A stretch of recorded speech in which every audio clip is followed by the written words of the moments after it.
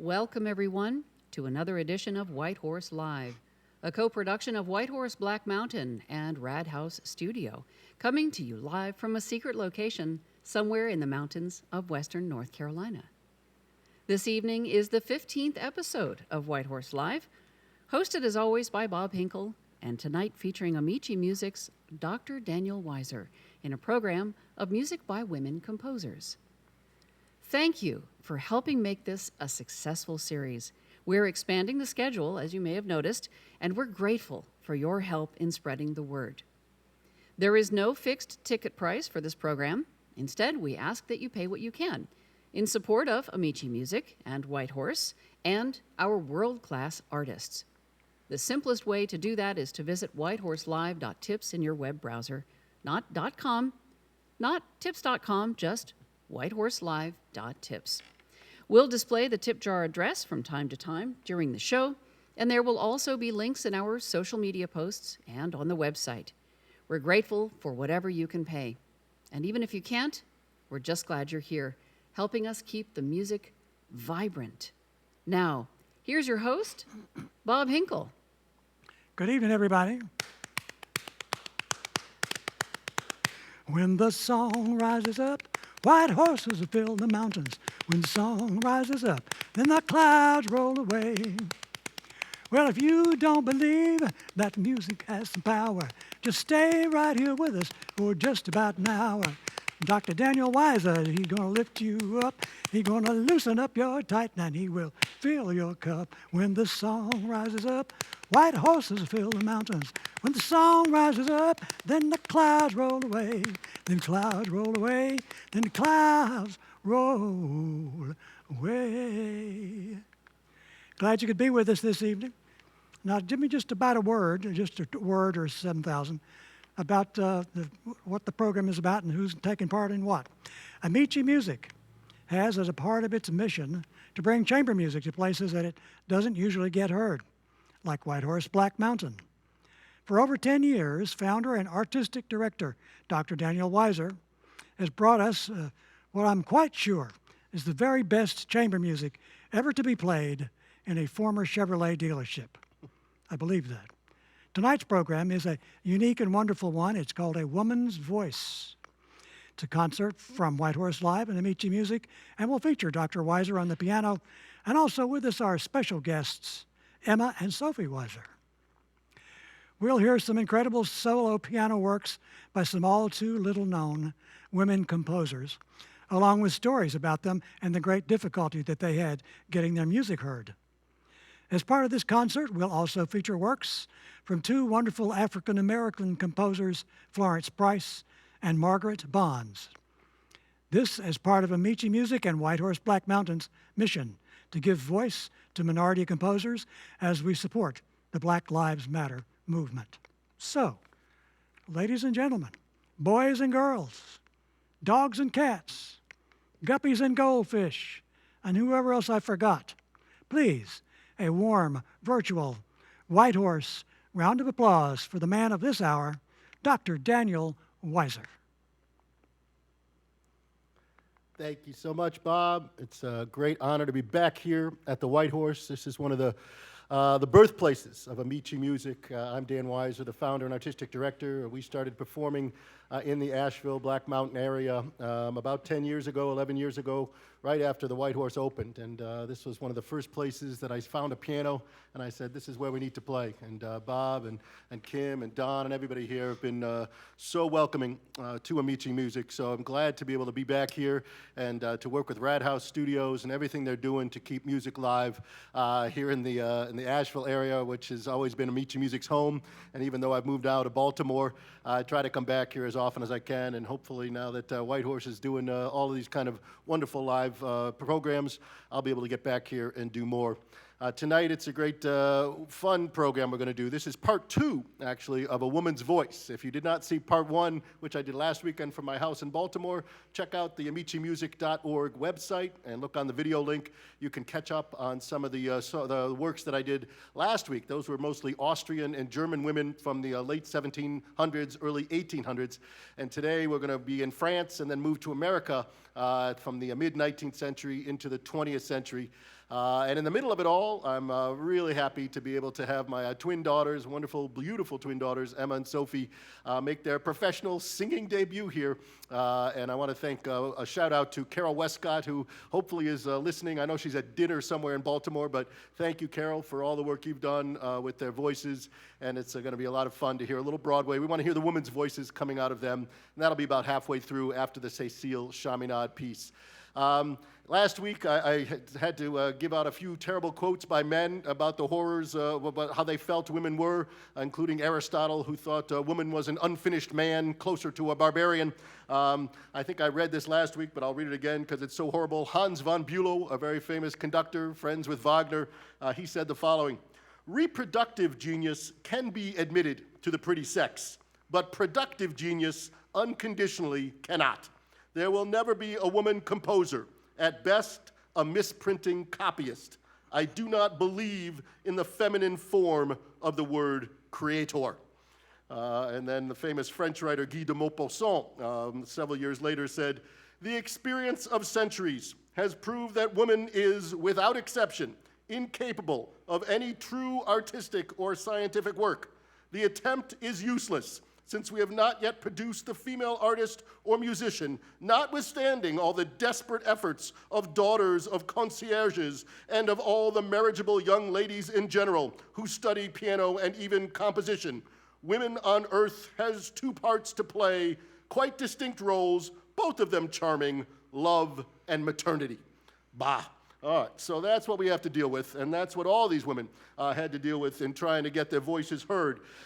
Some had more success than others. Some had pretty good success in their lifetime, but have then been forgotten. And that, again, has to do with the institution of the whole music system, in which certain composers get remembered, and especially in the beginning part of the 20th century, when a certain style of very modern music was in vogue. And if you wrote sort of tuneful music, like a lot of these women did, you were considered old-fashioned and sort of secondary. And that's why a lot of this music has been lost.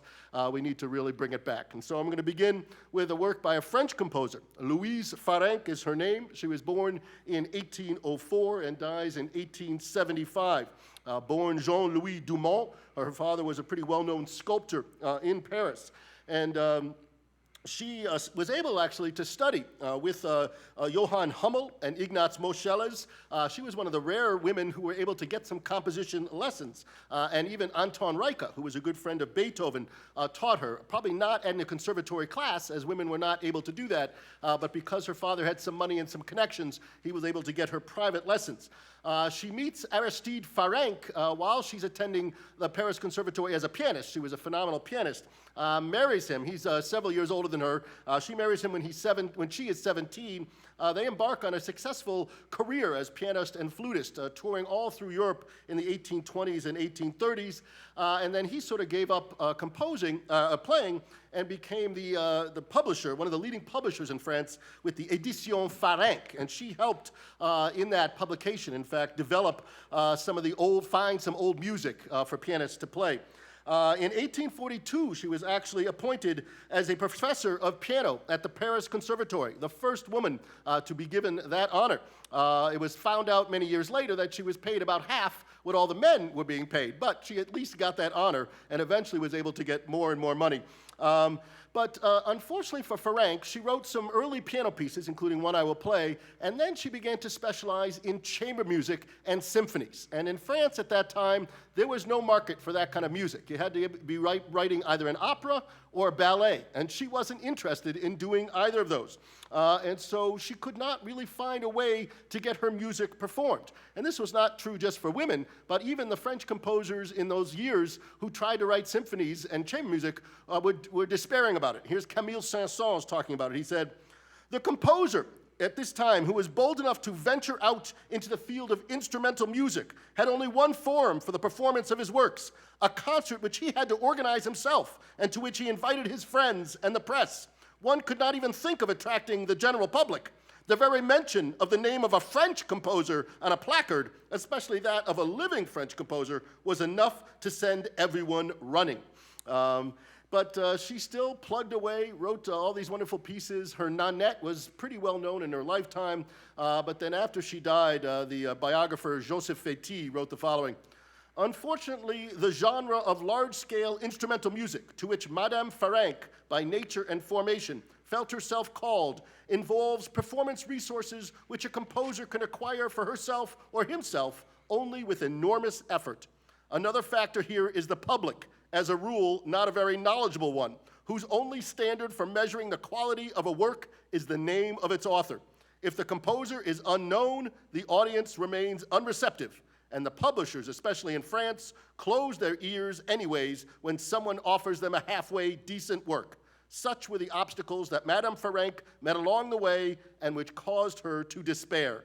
This is the reason why her oeuvre has fallen into oblivion today, when at any other epoch her works would have brought her great esteem. And so what I want to play now is an early work she wrote in 1834. This is called The Souvenir des Huguenots. And this means the remembrance of the opera Huguenots. Les Huguenots was a huge hit in Paris, one of these grand operas by Meyerbeer that came out around this time, telling the story of the slaughter of the Huguenots at the hand of the Catholics back in the 17th century. And Meyerbeer used in that score the great hymn Ein Festeberg, the mighty fortress, written by Bach with words by Martin Luther. So you'll hear that in the middle that she takes as the theme and variation. So here's this wonderful Souvenir des Huguenots by Louise Farrenc.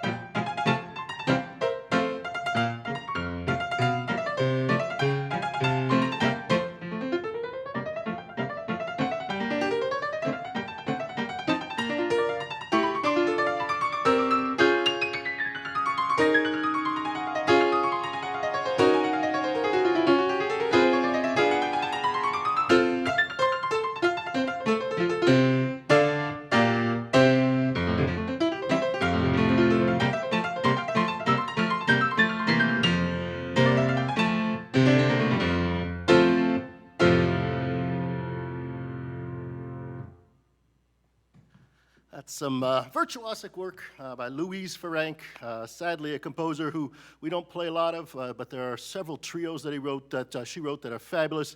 Wrote 3 symphonies as well, so look her up and explore the music of Louise Farrenc. We move now to a shorter salon kind of piece by a fascinating composer who really needs a movie made about her life story. Her name is Mélanie Boni, born in 1858 and dies in 1937.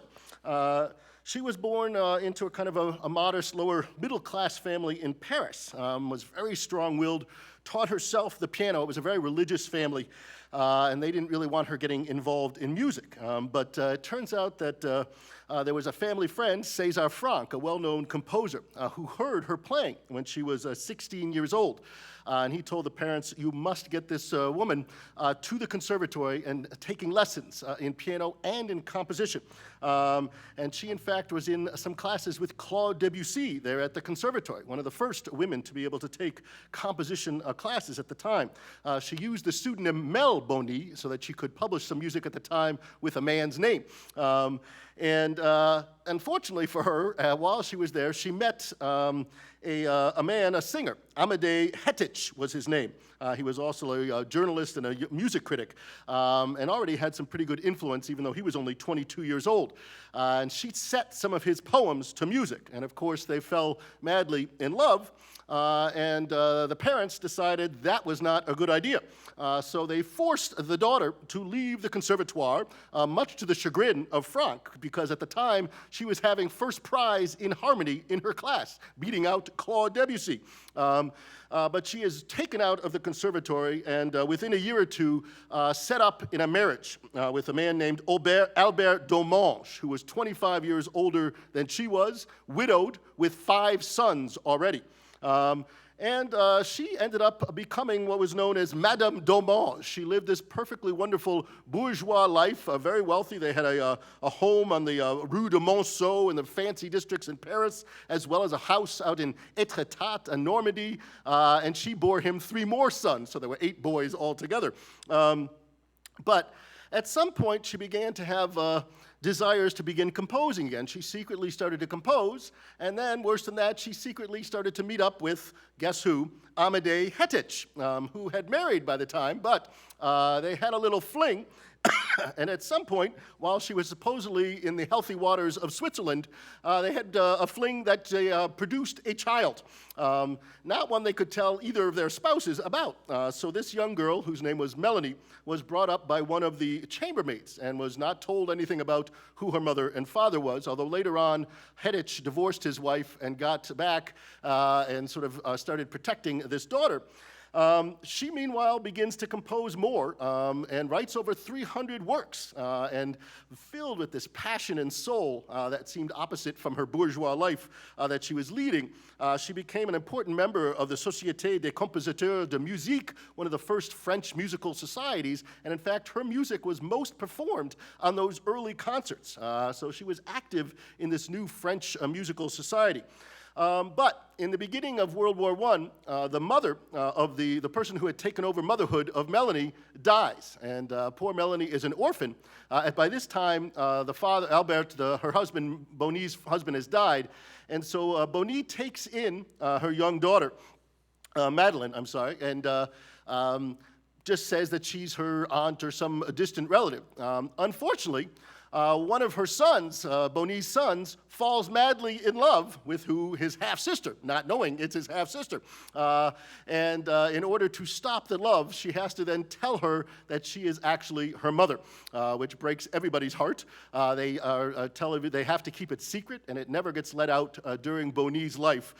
So somebody go make a movie of that, and I'm going to play this romance, a romance without words, Romance sans parole, by the fascinating Mélanie Boni.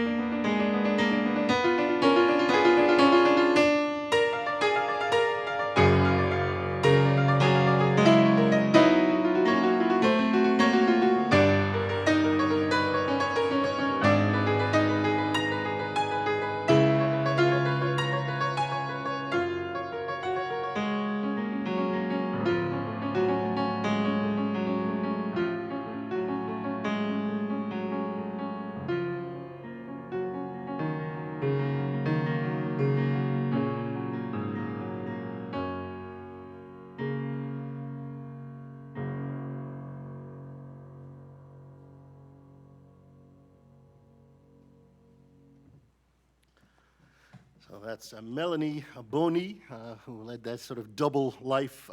There's a couple of wonderful pieces, including a cello and piano sonata that I've done, a much longer 30-minute piece filled with some really innovative harmonies. One of the fascinating things about these women composers is because they almost had to learn on their own because it was so difficult to get training, they didn't get stuck with some of the rules that tend to kind of push music into a box. And so there were lots of openings for harmonic ideas, and Boni found some of those really innovative early harmonies. I urge you to go listen to some of her music. All right, now the next composer actually had some pretty great success in her life. Cecile Chaminade wrote over 400 works and was actually able to publish all 400 of the works, which was kind of a rarity at the time. She was born in 1857, would die in 1944. The British Queen Victoria was a huge fan of her works. She grew up in, again, a household where the father was not very interested in having his daughter get into music. He once said, "Bourgeois girls are predestined to become wives and mothers." He was a big insurance salesman at the time. Like our first composer, Farrenc, Chaminade had a friend, like Boni, Chaminade had a friend, Georges Bizet, the composer, who heard Chaminade play and called her "my little Mozart," and urged them to get her some training, at least on the piano. When she was 20 years old, the father took a long trip, and she decided that would be her time to make her public debut at the Salle Pleyel, which was a huge success. Then she wrote a trio that was well received, and even an opera, La Civiliane, which showed the influence of Carmen in it by Bizet. And her father dies in 1887, and then she began to make some money off of her music. Some people call her music more salon music, which is, again, a coded language of women's music. But the idea is that it's so well crafted, it just happens to have some pretty good tunes in it, and has not really pushed the modern boundary all that much. But she was just clearly a great craftsman as a composer. She once said, "Women have not been considered a working force in the world, and the work that their sex and conditions impose upon them has not been so adjusted as to give them a little fuller scope for the development of their best self. They have been handicapped, and only few, through force of circumstances or inherent strength, have been able to get the better of that handicap." She ended up becoming very popular in America in the first decade of the 20th century. In fact, by 1905, there were actually over 200 Chaminade clubs all along the East Coast, mostly in Philadelphia, New York, and Boston. And they actually had used her name with an acronym. C stood for Concentrated Concerted Effort. H for Harmony of Spirit and Work. A for Artistic Ideals. M for Musical Merit Maintained. I for Inspiration. N for notes, every kind except the promissory ones. A for ardor and aspiration. D for devotion to duty. And E for earnest endeavor. These were mostly clubs for amateur women to get together and have a chance to perform their music together. She also did a Carnegie Hall concert in 1908, which at that point raised a record of $5,000, which was a huge amount of money at the time. And in 1913, she became the first French woman composer inducted into the Legion of Honor. One last quote, Ambroise Thomas, a wonderful composer at the time, wrote about her. He said, "This is not a woman who composes, but a composer who happens to be a woman."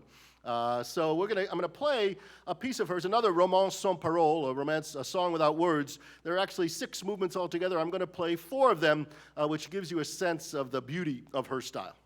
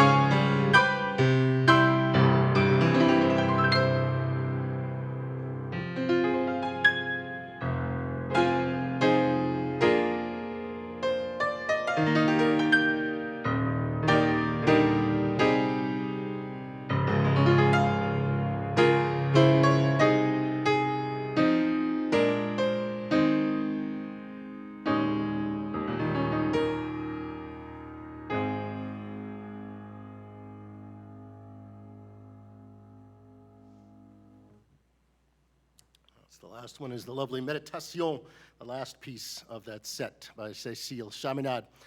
All right, I thought we would take a little bit of a break here from solo piano music and allow my twin daughters, Emma and Sophie, who many of those who grew up in the Whitehorse area have seen grow up since they were young girls, and they both have loved to sing since they were kids. They both played piano. They were really good when they were 5 and 6, and then they quit on me when they were 8, but that's my fault. But it's good that they're singing now, and again, thank you to Carol Westcott in Baltimore for the lessons.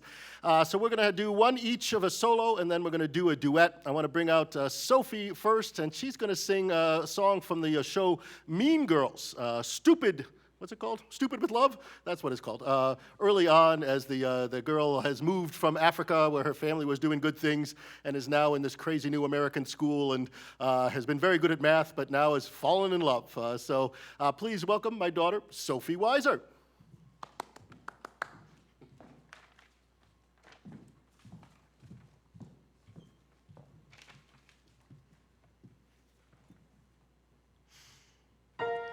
I was 5, I fell in love, it didn't last. He ran from me, literally ran from me, and being Kenyan, he ran fast. When I was 10, in love again, this Peace Corps guy. I waited hours inside his tent with flowers, which made him laugh, which made me cry. By 13, I gave up trying. I decided I would be a mathematician, 'cause math is real. I memorized a lot of pi because addition and subtraction and division would never make me feel so stupid with love. Like I didn't get it, I didn't get it somehow. Smart with math, but stupid with love. I didn't get it till now. So thank you, math, for being there to bring me joy.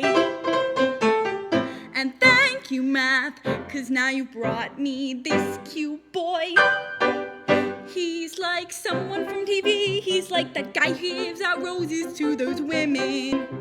His clothes, his grooming, and he's a foot away from me with swoopy hair and shiny eyes that I could swim in. He's alive and in the room, and I'm stupid with love. I want to get it, but how? Smart with math, but stupid with love.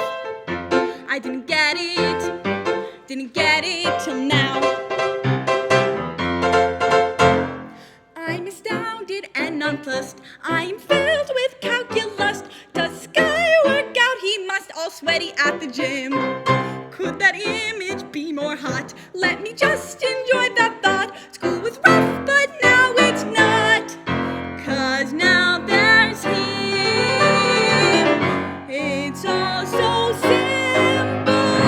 Stupid with love, but I can get it. Watch this girl self-educate. I learned math so I can learn love. Wanna bet it? That I can get it, just wait. Just wait. Just wait.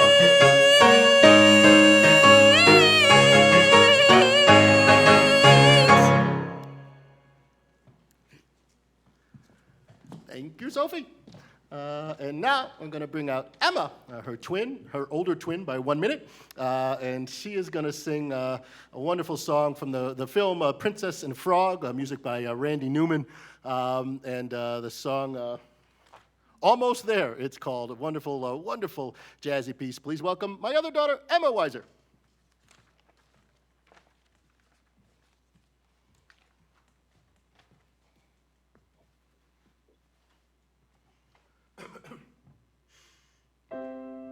Mama, I don't have time for dancing. That's just gonna have to wait a while. Ain't got time for messing around. And it's not my style. This old town can slow you down, people taking the easy way. But I know exactly where I'm going. I'm getting closer and closer every day, and I'm almost there. I'm almost there. People down here think I'm crazy, but I don't care.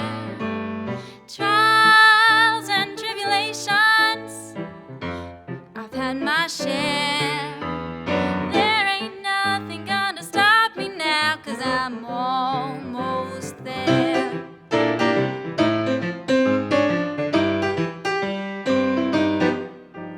I remember Daddy told me fairy tales can't come true, but you gotta make 'em happen. It all depends on you. So I'll work real hard each and every day. Now things for sure are going my way. Just doing what I do. Look out, boys, I'm coming through, and I'm almost there. I'm almost there. People gonna come here from everywhere, and I'm almost there. I'm almost there.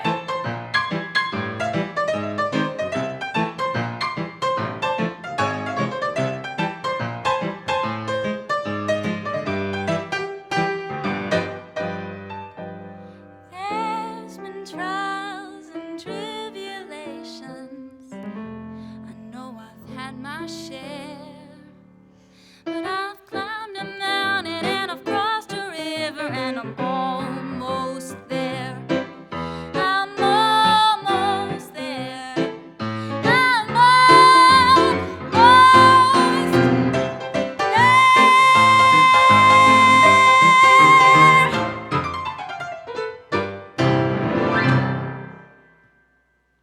Woo! Thank you, Emma. All right, and we got one more song we're going to do, bring out Sophie. We have seen the show Wicked a couple times, and in fact, in their school, they just did the Wizard of Oz, and Sophie was a fantastic lion, and Emma was a fantastic Glinda, so we're going to do this beautiful duet, For Good, from the end of the show, when Elphaba and Glinda realize they've really gone through a lot together.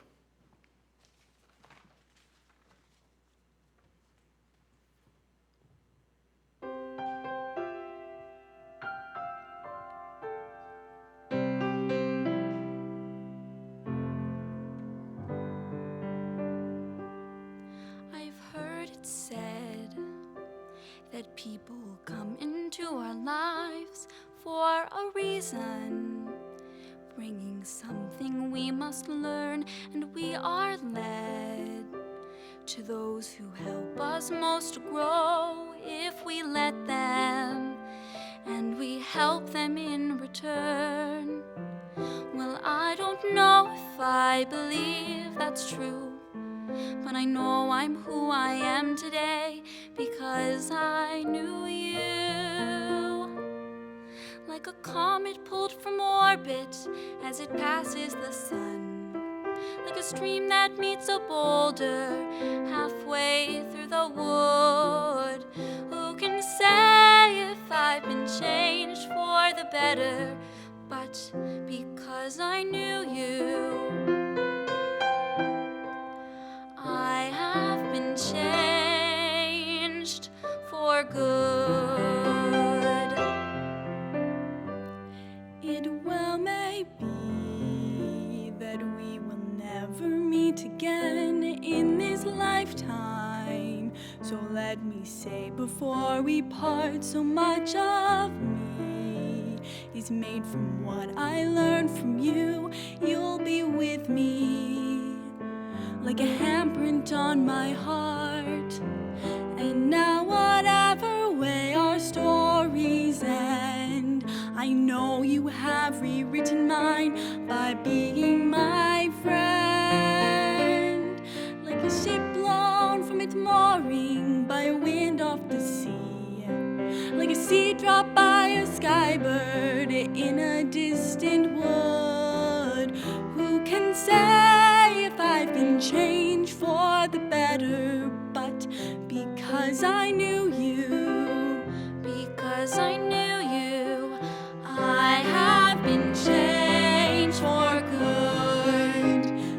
just to clear the air. I ask forgiveness for the things I've done you blame me for. But then I guess we know there's blame to share, and none of it seems to matter anymore. The rocket goes from orbit as it passes the sun. Wind off the sea. That means a boulder halfway through the wood. Who can say if I've been changed for the better? I do believe I have been changed for the better. And because I knew you, Because I knew you. because I knew you, I have been changed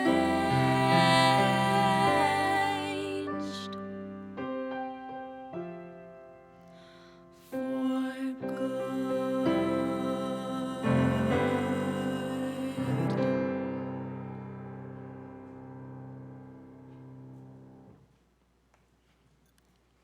Thank you, guys.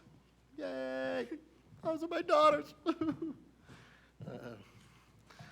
So I thought I just wanted to give their women's voices a chance to come out, and just wonderful to see the music pouring out of them. All right, so we're going to come over to America now to finish up with 4 different composers, starting off with the wonderful Amy Beach, born Amy Chaney in Henniker, New Hampshire, in 1867. She also had a family friend, Henry Wadsworth Longfellow, who happened to visit her when she was 8 years old, and again told the parents, this kid is immensely talented, you got to get her out of New Hampshire. They actually went down to Boston.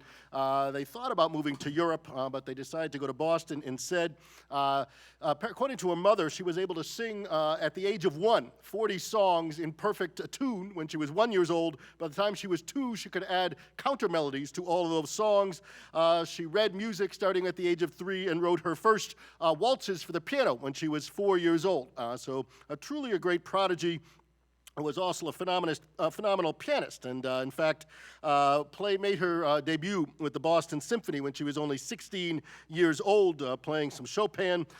She, at the rehearsal, apparently, of one of the the Mendelssohn Concerto a year later, the conductor apparently decided to go easy on the teenage soloist and slow down a little bit. And according to Amy, I did not know that he was sparing me, but I did know that the tempo was dragging badly, so I had to swing the orchestra back into time. So this was a confident young woman.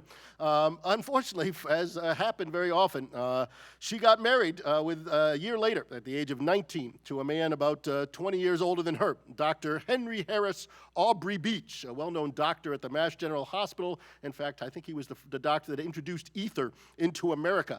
And he did not mind his wife composing music, but he did not want her teaching music. He thought that was beneath their station as a sort of wealthy couple there living on Commonwealth Avenue. And he only said he only allowed her to play 2 concerts a year that had to be donation concerts. He didn't want her making money off of that. So that's terrible for her performance side, but it was good for her composition side because it really made her have to compose. She was not able to get real lessons, but what she did was study the scores of Brahms and Rachmaninoff and Beethoven and just understand music that way. And she writes her first Mass in E-flat major in 1892, the first piece performed by the Handel and Haydn Society Orchestra by a woman. Never before in their many years, they were founded in 1815, had they ever performed the music by any woman, well, American or not. And then a few years later, in 1896, she wrote her Gaelic Symphony, which if you ever can listen to online is a phenomenal piece of music. It was the first symphony composed and published by an American woman. George Whitefield Chadwick, who was then the head of New England Conservatory, wrote her a letter after seeing this symphony. He said, "I always feel a thrill of pride myself whenever I hear a fine work written by any of us, and as such, you will now have to be counted, whether you like it or not, as one of the boys." I don't think she needed to be counted it, but there were a group in Boston, Arthur Foote and Edward McDowell and John Knowles Payne, who were writing similar kind of music, but hers was definitely the best. She just was innovative and interesting in what she did. When her music finally came to Germany in the early part of the century, a Hamburg critic there said, we have before us undeniably a possessor of musical gifts of the highest kind, a musical nature touched with genius. She is the first American woman able to compose music of a European quality of excellence. She spent many years at the MacDowell Colony in Peterborough, New Hampshire, and there were also clubs started in her honor. They were called beach clubs, which were fun, which were there for women and to help educate young girls in music, and she became the first president of the Society of American Women Composers. She also wrote an opera, Cabildo, which finally was performed at the Metropolitan Opera, I think a few years back. It took many years beyond it. And she did, actually, in the year 2009, the Boston Pops paid tribute by making her the first woman to join 86 other composers on the granite wall of Boston's famous Hatch Shell at the Esplanade there. And in honor of her 150th birthday on September 5th, 2017, the mayor of the city of Boston declared that day Amy Beach Day. So maybe she's going to make a comeback. This is one of her very slow, beautiful pieces called Dreaming.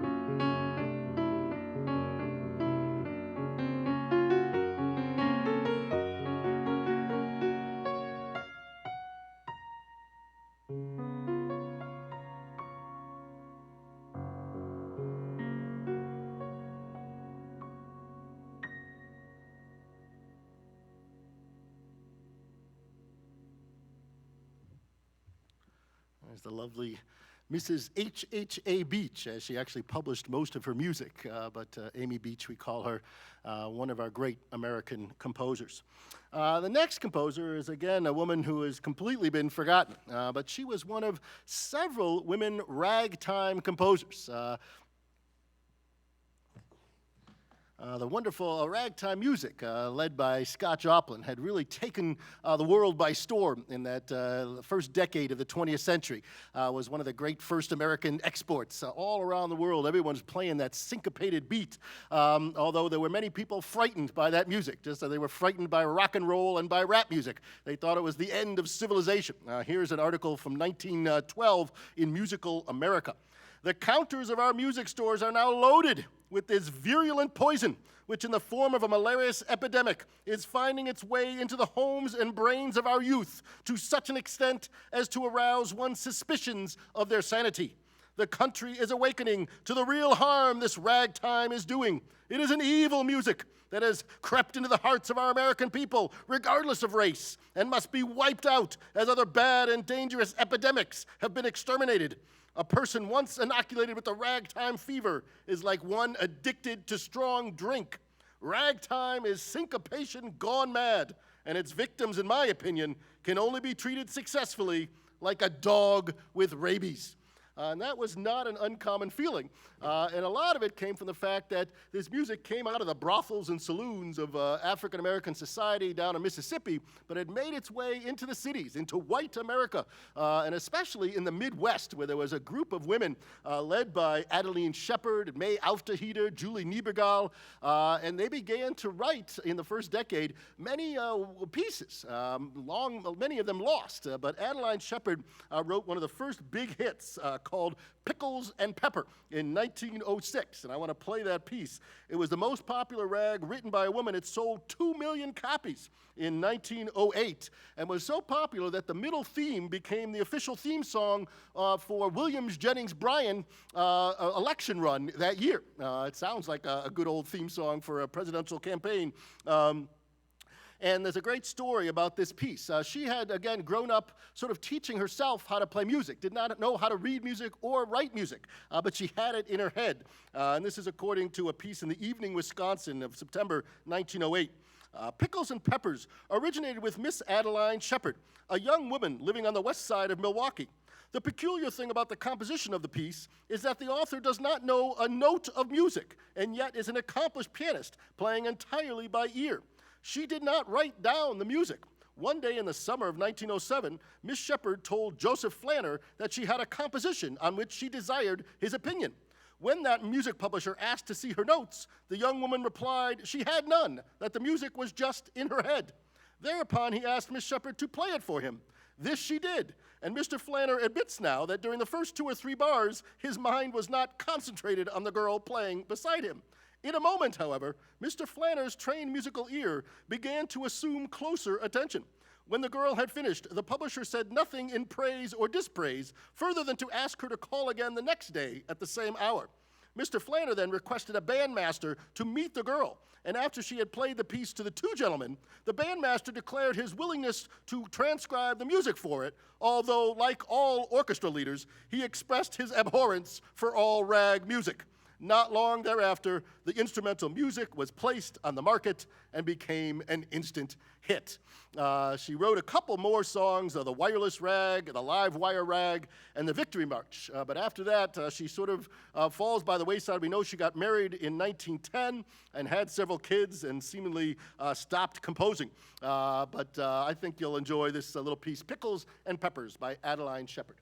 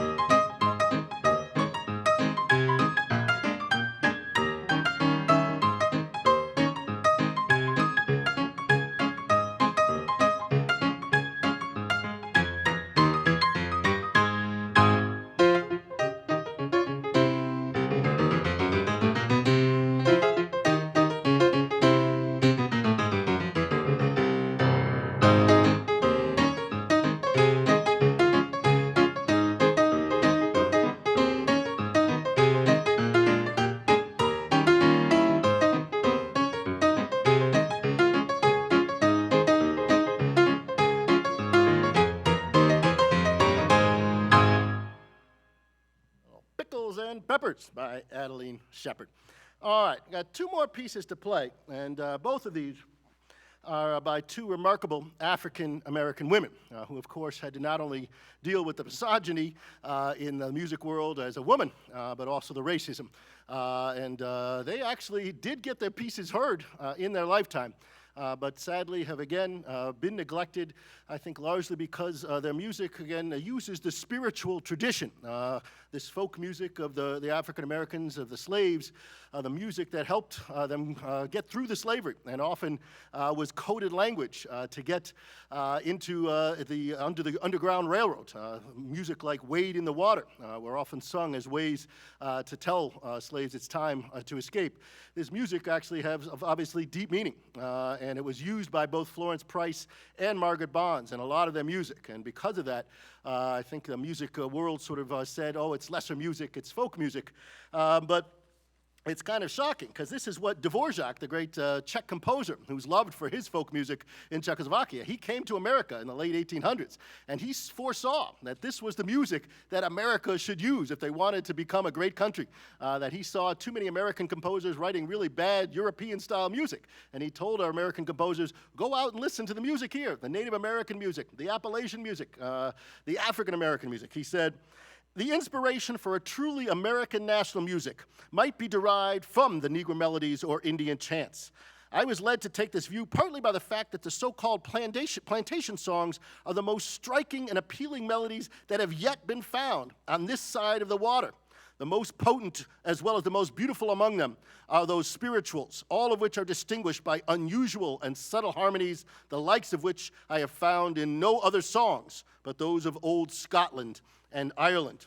And the great W.E.B. Du Bois talked about this in his book, The Souls of Black Folk, in 1903. He said the following, little of beauty has America given the world save the rude grandeur that God himself stamped on her bosom.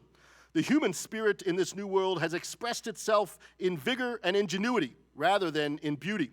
And so by fateful chance, the Negro folk song, the rhythmic cry of the slave, stands today not simply as the sole American music, but as the most beautiful expression of human experience born this side of the seas. It has been neglected, it has been and is half despised, and above all, it has been persistently mistaken and misunderstood. But notwithstanding, it still remains as the singular spiritual heritage of our nation and the greatest gift of the Negro people. Through all the sorrow of the spirituals, there breathes a hope, a faith in the ultimate justice of things. The minor cadences of despair change often to triumph and calm confidence. Sometimes it is faith in life, sometimes a faith in death. Sometimes assurance of boundless justice in some fair world beyond. But whichever it is, the meaning is always clear, that sometime, somewhere, men will judge men by their souls and not by their skins. Is such a hope truly justified? Beautiful words of W.E.B. Du Bois, which are so potent even today. So I'm going to start off with Florence Price, who was a remarkable young composer. Again, one of these amazing child prodigies, born in 1887. Dies in 1953. She was born in Little Rock, Arkansas, and she became the first African woman recognized for a symphony, and the first to have a piece played by a major orchestra, the Chicago Orchestra. Her father was the only black dentist in Little Rock. Her mother was white of Mexican origin, and she started playing when she was 4 years old, and she had her first composition published when she was 11.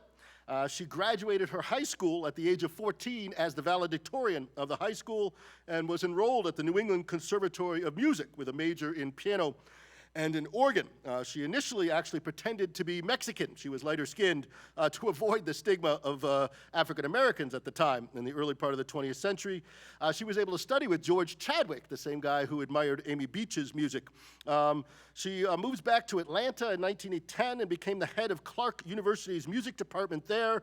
She marries an attorney there, Thomas Price, They moved back to Little Rock, but a series of incidents there, including several lynchings, caused them to move in 1927 to Chicago. She ultimately gets divorced while she's in Chicago, is the single mother of 2 daughters, and meets a woman, Margaret Bonds, who is the last composer I'm going to play, who was 20 years younger than her, but a very influential composer as well. She became Bonds' teacher, and they really worked off of each other quite well. Through Bonds, she met Langston Hughes and Marian Anderson. Bonds' family was well connected in Chicago. And they both submitted compositions to the Wanamaker Foundation Award in 1932. Price won the first place with her symphony in E minor, which I urge you to listen to on YouTube. She wrote 4 symphonies. They're all great, but that symphony in E minor, spectacular. And also piano sonata. And then the Chicago Symphony Orchestra in 1933 played that piece, making her the first African-American woman to have one of her pieces performed. She ultimately wrote 3 piano concertos, 4 symphonies. She also sold popular songs under the pseudonym VJ. Still many of her works have not been heard, over 300 works she wrote.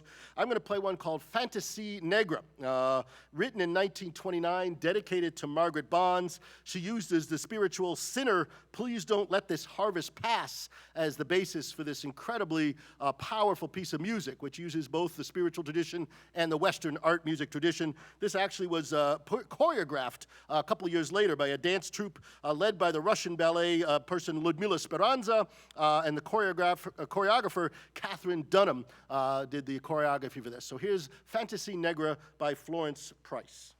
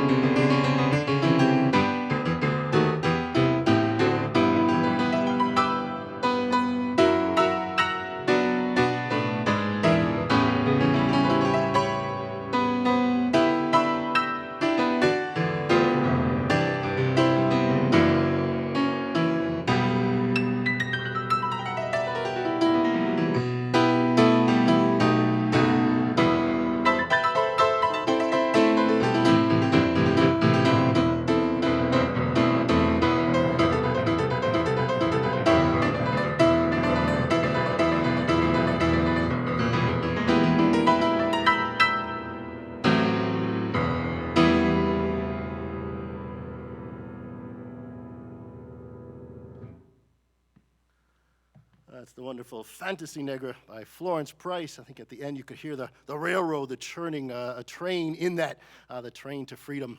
Just an incredible work.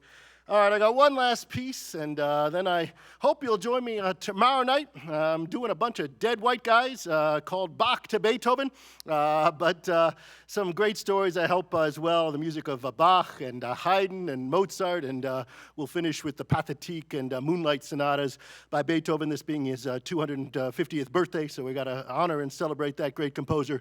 But tonight, it's all about the girls and all about the women and the incredible work that they wrote and performed by my daughters. So I wanted to finish with another powerful work by an African woman. This is Margaret Bonds, who was, again, friends with Florence Price and connected to Langston Hughes, born in Chicago. Born in 1913, would die in 1972. She actually wrote her first piece, The Market Street Blues, at the age of 5. So again, an incredible talent. Started studying with Florence Price soon afterwards. Became one of the first black students at Northwestern University. And talked about how difficult it was at Northwestern. She said, I was in this prejudiced university, this terribly prejudiced place, and I was looking in the basement of the Evanston Public Library where they had this poetry, and I came in contact with that wonderful poem, The Negro Speaks of Rivers, by Langston Hughes, and I know it helped my feelings of security, because in that poem, Langston Hughes tells how great the black man is, and if I had any misgivings, which I would have to have, here you are in a setup where the restaurants won't even serve you, and you're going to college, you're sacrificing, trying to get through school. And I know that poem helped save me. And she would write one of her great works based on that piece, that work. She, again, would become the woman who performed Florence Price's piano concerto with the Chicago Symphony Orchestra, being the first black woman to perform with a major orchestra. She then moves to New York City in 1939, where she studies for a while at Juilliard School. She actually thought about studying with Nadia Boulanger, the great pedagogue in Paris. But Boulanger said, you are too good. You have a great style. You don't need help. She formed the Margaret Bonds Chamber Society, a group of black musicians performing mostly black classical composers, lived in Harlem for a while before finally moving out to Los Angeles. She has a great quote from 1964. She said, "Women are expected to be wives, mothers, and do all the nasty things in the community. Oh, I do them too. And if a woman is cursed with having talent too, then she just keeps apologizing for it. It really is a curse, in a way, because instead of working 12 hours a day like other women, you end up working 24. So here's the great Troubled Water. Comes from a suite, the spiritual suite that she wrote in 1967, again, based upon that wonderful spiritual Wade in the Water.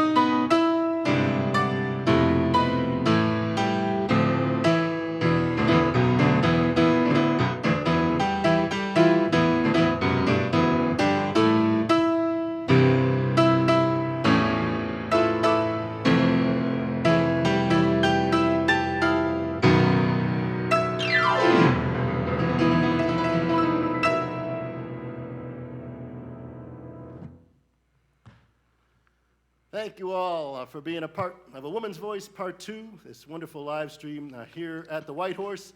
And I hope you can join me tomorrow evening at 7:30 for Bach to Beethoven. Thanks again to Bob Hinkle here at the White Horse, to Rad House for their recording. Have a great evening. Thank you, Dr. Weiser. That was fantastic. I've got to say, some of the music of some of those women composers I had not heard before, and it was wonderful. I loved it. But let's get back to basics. When the song rises up, white horses will fill the mountain. When the song rises up, then the clouds roll away.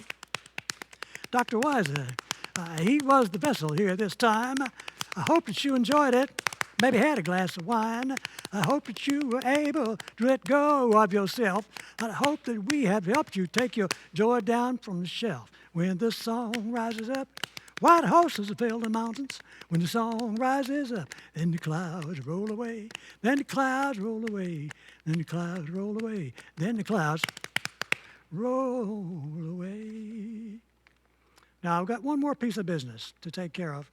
As you know, or anybody who's watched these before knows, White Horse Live's Between the Cushions worldwide contest is entering its third month. We want to know what treasures you can find between the cushions of your couch, since many of you have been sitting there the whole 3 months. Anyhow, have a look and find the most interesting thing. Drop us a line and tell us what you came up with. You can find us at Between the Cushions, White Horse, Black Mountain, P.O. Box 456, Black Mountain, North Carolina 28711. A winner will be announced on White Horse Live every week, and a grand prize will be announced after a while, soon as we figure out what it is and how we're going to pay for it. So let us hear from you, and let us hear from your couch. This week's winner is that very strict disciplinarian orchestra conductor, Leonard Prickstein.